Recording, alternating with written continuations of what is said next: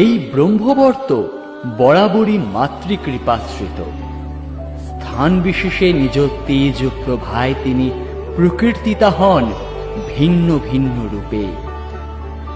ভক্তের কল্পনায় তিনি শুম্ভ নিশুম্ভ নিধনকালে আবির্ভূতা অষ্টমাতৃকার প্রথমা জ্যোতি দেবী ব্রহ্মাণী, আবার নবপত্রিকার রূপ নির্মাণে কদলী বৃক্ষের অধিষ্ঠাত্রী দেবী রূপে তিনি বিরাজিতা।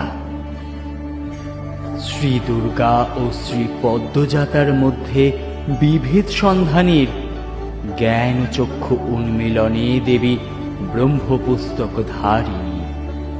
করুণা বারিপূর্ণ কমণ্ডল স্থিত বাড়ি সিঞ্চনে সকল অমঙ্গল ঋণাত্মক ভাবধারার হয় নাশ।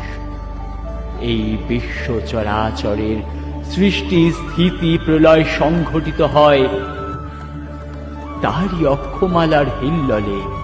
হে দেবী, তব শ্রীমুখ লালিত করুণার হাস্য কটাক্ষে মুক্ত করো এ ভববন্ধন।